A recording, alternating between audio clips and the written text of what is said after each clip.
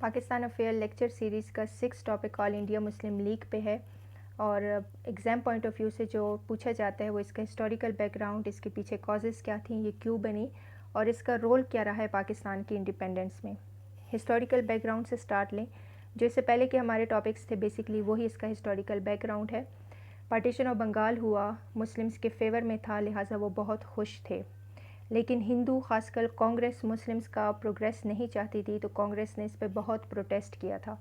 ان کا یہ پروٹیسٹ دیکھ کے مسلمان تھوڑے پریشان ہوئے کہ یہ وہ پارٹی ہے جو کہتی ہے کہ میں بر صغیر کی پارٹی ہوں، اور میں مسلمز ہوں چاہے ہندو ہو، میں ان سب کے مفاد پہ بات کرتی ہوں۔ لہٰذا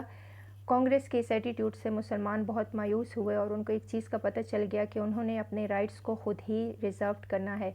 کوئی ایسا پلیٹ فارم نہیں ہے جو ان کے رائٹس پہ بات کرے۔ وہاں سے ڈیلیگیشن بنی 35 ممبرز کی، اس کو شملہ ڈیلیگیشن کہا جاتا ہے، اور اس ڈیلیگیشن کے جو لیڈ تھے، جو پریزیڈنٹ تھے، وہ سر آغا خان تھے۔ اس ڈیلیگیشن میں نواب عماد الملک بھی تھے جنہوں نے اس کا ڈرافٹ بنایا۔ اس ڈرافٹ میں بیسیکلی ڈیمانڈز تھے، سارے ڈیمانڈز بہت امپورٹنٹ ہے اور بہت کی امپورٹنس رکھتے ہیں ہسٹری میں، لیکن جو سب سے اہم ترین ڈیمانڈ ہے وہ سیپریٹ الیکٹوریٹ کا ہے، یعنی بر صغیر میں پہلی دفعہ مسلمز کی طرف سے سیپریٹ الیکٹوریٹ کا ڈیمانڈ رکھا گیا، کیونکہ مسلمان ایک چیز جان چکے تھے کہ بر صغیر میں جو مسلم ہے وہ ایک الگ قوم ہے، ان کی ایک الگ پہچان ہے، اور ایک لمبے عرصے تک انہوں نے بر صغیر پہ حکومت بھی ان کی رہی ہے، لہٰذا ان کا لیجیٹیمیٹ رائٹ ہے کہ ان کو سیپریٹ الیکٹوریٹ دیا جائے جس پہ ان کے ہی اپوائنٹ کردہ الیکٹ کردہ لوگ ہوں اور جو ان کے رائٹس پہ بات کریں۔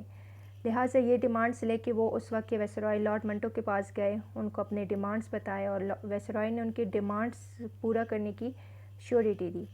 تو یہ جو شملہ ڈپوٹیشن تھا یہ ایک سکسیسفل ڈپوٹیشن رہا، اور مسلم لیڈرز جو تھے وہ بہت انکریج ہوئے، اور ان کو اس کے بعد یہ انکریجمنٹ ملی کہ اب مسلمانوں کے پاس اپنی ایک پولیٹیکل پارٹی بھی ہونی چاہیے۔ یہاں سے آل انڈیا مسلم لیگ کی فارمیشن ہو گئی۔ شملہ ڈیپوٹیشن کے ٹھیک 2 مہینوں بعد 30 دسمبر 1906 کو آل انڈیا مسلم لیگ پارٹی بنائی گئی، سب کانٹیننٹ میں جو پہلی مسلم پارٹی تھی، اور اس کا جو مین آبجیکٹیو تھا وہ صرف یہ نہیں تھا کہ مسلمز کے رائٹس پہ وہ بات کریں، بلکہ وہ باقی مائنورٹیز کے لیے بھی ان کے انٹرسٹ کے لیے بھی بات کرتی تھی۔ اب ہم سٹیپ بائی سٹیپ وہ تمام کازز ڈسکس کرتے ہیں جو اس کی فارمیشن، جس کی وجہ سے مسلم لیگ کی فارمیشن ہوئی۔ سب سے بڑا کاز شملہ ڈیپوٹیشن کا سکسیس تھا۔ اس سکسیس نے مسلمانوں کو بہت انکریج کیا، اور پھر وہ اپنے پولیٹیکل آرگنائزیشن کی طرف آئے۔ سیکنڈ جو وجہ بنی وہ کانگریس کا ایٹیٹیوڈ تھا، اینٹی مسلم ایکٹیویٹیز تھی کہ وہ کس طرح سے مسلمانوں کے انٹرسٹ کے اگینسٹ جاتی ہے، جو چیز مسلمانوں کو فیور کر رہی ہے، جو ان کے پروگریس کے لیے بہتر ہے، کانگریس اس کے اگینسٹ جاتی ہے۔ اس ایٹیٹیوڈ نے بھی مسلمانوں کو مجبور کر دیا تھا کہ اب کیونکہ یہ ان کی پارٹی نہیں ہے تو پھر ان کی اپنی ایک پارٹی ہونی چاہیے جو ان کے انٹرسٹ پہ بات کر سکے۔ تھرڈ چیز آتی ہے کہ مسلمز کو ایک چیز کلیئر ہو چکی تھی کہ یہ ایک نیشن نہیں ہے، ہندو اور مسلم ایک قوم نہیں ہے، یہ دو الگ قومیں ہیں، ان کا صرف ریلیجن ایک دوسرے سے مختلف نہیں ہے بلکہ لائف سٹائل بھی مختلف ہے، ان کا کلچر بھی، سویلائزیشن بھی، اور ان کی ہسٹری بھی ایک دوسرے سے مختلف ہے، تو پھر کیوں نہ یہ سیپریٹ الیکٹوریٹ پہ آئیں، اور پھر کیوں نہ ان کی پارٹی بھی الگ ہو۔ اگر ہندوؤں کے پاس کانگریس ہے تو پھر مسلم کے پاس بھی کوئی پارٹی ہونی چاہیے۔ پھر دوسرے کاز کی بات کرتے ہیں، پولیٹیکل ویو مسلمانوں کا بدل چکا تھا۔ ہم نے سٹارٹ میں دیکھا تھا کہ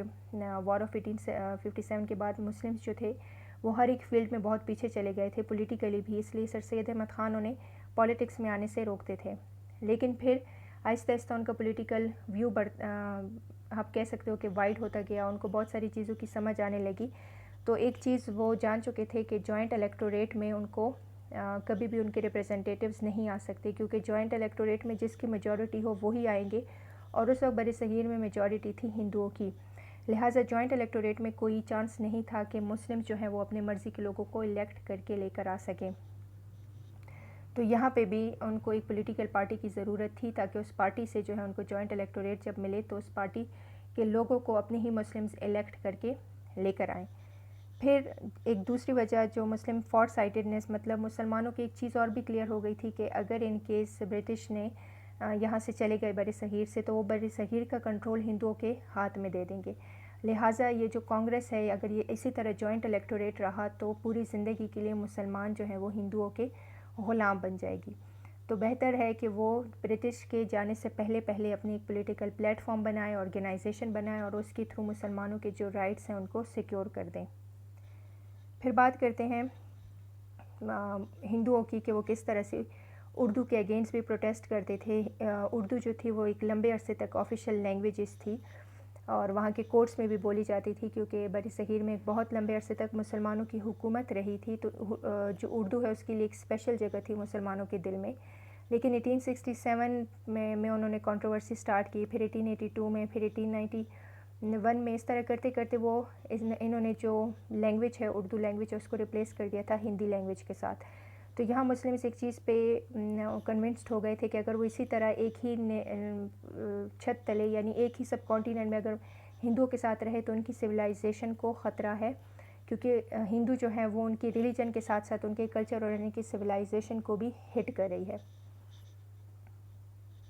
اور پھر لاسٹ امپورٹنٹ وجہ جو تھی وہی پارٹیشن آف بنگال, اور پھر اس کے بعد کا سارا ہمیں پتہ ہے کہ کس طرح سے پارٹیشن آف بنگال کے پروٹیسٹ کی وجہ سے مسلمانوں کو لگا کہ جیسے کانگریس ہندوؤں کے مفاد کے لیے اٹھی یا پروٹیسٹ کری ہے تو ہمارے لیے بھی کوئی پارٹی ہونی چاہیے جو ہمارے مفاد پہ بات کرے. اب فارمیشن آف مسلم لیگ پہ آتے ہیں.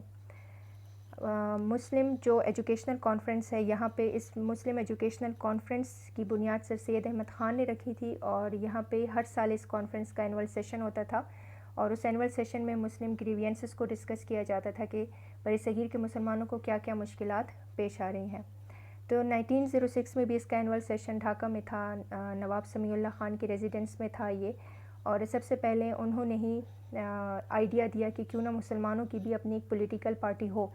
کیونکہ جو برٹش گورنمنٹ ہے وہ آپ کی بات بھی تب سنتی ہے جب آپ ایک آفیشیل پلیٹ فارم سے بول رہے ہوتے ہو. لہٰذا وہ ہندوؤں کے گریوینسز پہ یا ان کے انٹرسٹ کو اس لیے بھی فوکس دیتی ہے کیونکہ ان کے پاس ایک فل فلیج پولیٹیکل پارٹی ہے کانگریس کے فارم میں. انہوں نے آئیڈیا پیش کیا, اور اس وقت جو اینول سیشن تھا وہاں پہ تمام شملہ ڈیپوٹیشن کے ڈیلیگیٹس بھی تھے, اور باقی جو سب کانٹیننٹ کے مسلم لیڈرز ہیں وہ بھی تھے. لہٰذا ان کے اس آئیڈیا کو انہوں نے اپریشیٹ کیا, اور پھر اس کے بعد نواب سمیع اللہ خان نے ایک ریزولوشن پاس کیا, اور اس ریزولوشن کو پھر حاکم اجمل خان, مولانا ظفر علی خان اور باقی پارٹیسپینٹ نے سپورٹ کیا. اس ریزولوشن میں انہوں نے کیا اسٹیٹمنٹ دی تھی کہ اب مسلمانوں کی بھی ایک پولیٹیکل ایسوسیشن ہوگی, اور اس کا نام انہوں نے اس ریزولوشن میں آل انڈیا مسلم لیگ رکھا. تو یہیں سے مسلم لیگ کی بنیاد رکھی گئی. آبجیکٹیوز کیا تھے؟ سب سے پہلا آبجیکٹیو اس کا یہ تھا کہ جو مسلمس ہیں, جو بھی برٹش کے اور مسلمس کے بیچ میں مسکنسیپشن ہے, مس انڈرسٹینڈنگ ہے, اس کو دور کیا جا سکے. اور اگر آپ کو یاد ہو علی گڑھ ٹاپک میں ہم نے پڑھا تھا کہ علی گڑھ موومنٹ میں بھی سر سید احمد خان نے یہ آبجیکٹیو رکھا تھا کہ وہ وہ مسلمس اور برٹش کے بیچ میں جو مسکنسیپشن ان کو دور کریں گے, تاکہ جو برٹش ہے وہ مسلمس کے لیے ان کا بھی دل میں سافٹ کارنر آئے, جیسے وہ ہندوؤں کو ٹریٹ کرتے ہیں ویسے ہی وہ مسلمس کو بھی ٹریٹ کریں. تو اس کا سب سے پہلا آبجیکٹیو تھا مسلمانوں کے دلوں میں فیلنگز آف لائلٹی لانا برٹش کے لیے, اور جو بھی ان کے بیچ میں مس انڈرسٹینڈنگ ہے ان کو دور کریں, کیونکہ جب وہ مس انڈرسٹینڈنگ دور ہوں گی تب ہی مسلمان اس قابل ہوں گے کہ برٹش سے اپنی بات منوا سکیں, وہاں کی گورنمنٹ سے اپنے جو رائٹس ہیں وہ سیکیور کروا سکیں. اس کے علاوہ اس کا آبجیکٹیو تھا کہ وہ مسلمانوں کے پولیٹیکل رائٹس کو, ان کے انٹرسٹ کو سیف گارڈ کیا جا سکے, اور ان کے جو جتنے لیجیٹیمیٹس ڈیو رائٹس ہیں وہ برصغیر میں ان کو ملنے چاہیے. ان تمام آبجیکٹیو کے ساتھ اس پارٹی کی بنیاد رکھی گئی. آل انڈیا مسلم لیگ کا جو پہلا سیشن تھا وہ 30 دسمبر 1907 کو ہوا تھا. یہ سیشن کراچی میں ہوا تھا, اور اس کو پریسائڈ کیا تھا سر آدم جی پیر بھائی نے. اس سیشن میں جو جوائنٹ سیکرٹریز تھے وہ نواب محسن الملک اور وقار الملک کو بنایا گیا تھا, اور ایک کمیٹی بھی بنائی تھی پہلے سیشن میں انہوں نے, اور اس کمیٹی کے جو ہیڈ تھے وہ مولانا محمد علی جوہر تھے. اس کمیٹی کا کام تھا کانسٹیٹیوشن بنانا, لہٰذا پہلے ہی سیشن میں کانسٹیٹیوشن بنا دیا گیا تھا مولانا محمد علی جوہر کی قیادت میں. اس کانسٹیٹیوشن کو ہم گرین بک کہتے ہیں, اور ایم سی کیوز میں اکثر پوچھا جاتا ہے کہ جو فرسٹ کانسٹیٹیوشن تھا وہ کس نے بنایا تھا اور اس کو کیا کہتے ہیں. تو اس کو گرین بک کہتے ہیں, اور اس کو اپروو بھی پہلے ہی سیشن میں کر دیا گیا تھا. جو نیکسٹ سیشن تھا وہ اگلے سال 18 مارچ 1908 کو ہوا تھا علی گڑھ میں, اور اس کو پریسائڈ کرنے والے جسٹس شاہ الدین تھے. اسی سیشن میں جو ہے سر آغا خان کو پرماننٹ پریزیڈنٹ بنا دیا گیا تھا مسلم لیگ کا, اور میجر سید حاسم بلکرامی کو پرماننٹ سیکرٹری بنا دیا گیا تھا مسلم لیگ کا. اس کے بعد اس سیشن میں یہ ڈیسائیڈ کیا گیا کہ مسلم لیگ کے برانچز ہونے چاہیے, تو جسٹس عامر علی سید نے لندن میں محمدن ایسوسی ایشن کے نام سے مسلم لیگ کا برانچ بنایا۔ یہ تمام ڈیٹیلز سیشنز کے بارے میں تھی اور ان کے پریزیڈنٹ کون تھے اور کانسٹیٹیوشن کس نے بنایا اس کے بارے میں۔ اب ہم آتے ہیں اچیومنٹس پہ کہ مسلم لیگ نے کی فارمیشن کے بعد کیا کیا اچیو کیا ہسٹری میں۔ تو مسلم لیگ نے جو سب سے بڑی اچیومنٹ ان کی یہ تھی کہ اس کی وجہ سے جو برٹش گورنمنٹ تھی وہ ان کی اٹینشن مسلمانوں کی طرف ہو گئی تھی، ان کی ڈیمانڈز کی طرف ہو گئی تھی کہ اچھا بر صغیر میں ایک اور بھی قوم رہتی ہے اور اس کے بھی کچھ رائٹس ہیں، ان کو بھی پورا کرنا ہے۔ تو شملہ ڈیپوٹیشن میں جو ڈیمانڈز رکھے گئے تھے ان ڈیمانڈز کی طرف گورنمنٹ کی اٹینشن کروانے میں مسلم لیگ کا بہت بڑا ہاتھ ہے۔ سیکنڈ اس کی اچیومنٹ میں آئے تو سیپریٹ الیکٹوریٹ، یعنی مسلم لیگ کیونکہ اب وہ ایک پولیٹیکل پلیٹ فارم تھا لہٰذا ان کے لیے زیادہ آسان تھا کہ وہ اپنے ڈیمانڈز کو منوا سکیں۔ اس طرح سے سیپریٹ الیکٹوریٹ کا ڈیمانڈ جو شملہ ڈیپوٹیشن میں رکھا گیا تھا اس ڈیمانڈ کو فالو اپ دیا مسلم لیگ نے، اور اس طرح ان کی کوششوں سے 1909 میں یعنی 3 سال بعد جو ہے منٹو مارلے ریفارمز میں وہ ڈیمانڈ مانے گئے اور مسلمانوں کو سیپریٹ الیکٹوریٹ دیا، جو ایک بہت بڑی کامیابی تھی مسلمز کے لیے، کیونکہ اگر وہ سیپریٹ الیکٹوریٹ ان کو نہ ملتا تو شاید ابھی بھی مسلمان سب کانٹیننٹ میں ہندوؤں کے غلام ہوتے۔ تو اس سیپریٹ الیکٹوریٹ نے مسلمانوں کو سیپریٹ اسٹیٹ تک لے کے جانے میں بہت مدد کی۔ پھر بات کرتے ہیں مسلم لیگ کے کوششوں کی وجہ سے ہی جو سب کانٹیننٹ ہے وہاں پہ مسلمز کی سیٹس کو انہوں نے ریزرو کیا گورنمنٹ میں، اس کے علاوہ لیجسلیٹو باڈیز میں مسلمانوں کو سیٹ ملی، چاہے وہ لوکل لیول پہ ہو، پروویشنل ہو یا سینٹرل لیول پہ ہو۔ اس کے علاوہ شملہ ڈیپوٹیشن کے ڈیمانڈز کو ہم نے ڈیٹیل میں ڈسکس کیا تھا اور اس میں ایک ڈیمانڈ انہوں نے یہ بھی رکھی تھی کہ آپ جو ہے وہ ہائی کورٹ میں بھی ہمیں سیٹ دو، یعنی جو ہائی کورٹ کے ججز ہیں وہاں پہ مسلمز جج بھی ہونے چاہیے ہندو اور برٹشرز کے ساتھ۔ لہٰذا مسلم لیگ نے کیونکہ ان ڈیمانڈز پہ زیادہ اسٹرگل کیا اور پھر یہ ڈیمانڈز بھی پوری ہو گئی اور اس طرح سے ہائی کورٹ میں بھی مسلمان آنے لگے، جیسے کلکتہ ہائی کورٹ میں مسٹر شریف الدین آئے، پھر الہ آباد ہائی کورٹ میں مسٹر کرامت حسین آئے اور پھر پنجاب ہائی کورٹ میں مسٹر شاہ الدین کو ایز اے ہائی کورٹ جج تسلیم کر لیا گیا۔ پھر مسلم لیگ کے کوششوں سے جو educational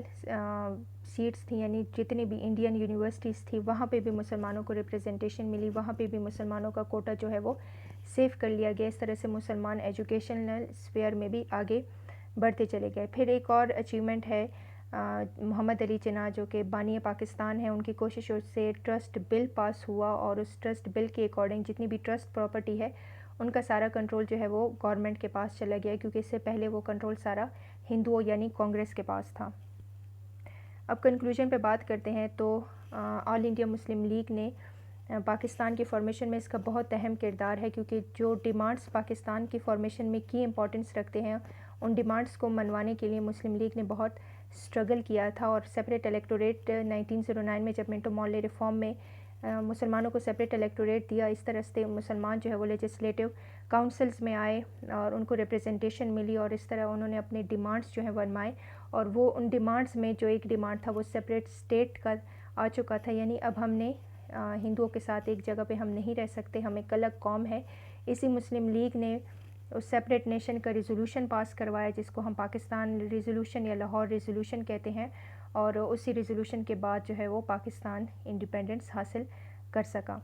so this is all about Muslim league, اور اس کے بعد ہم منٹو مارلے ریفارمز ڈسکس کریں گے کہ وہ کیا ریفارمز تھے اور کس طرح ان ریفارمز کے بیسس پہ مسلمانوں کو سیپریٹ الیکٹوریٹ دیا گیا۔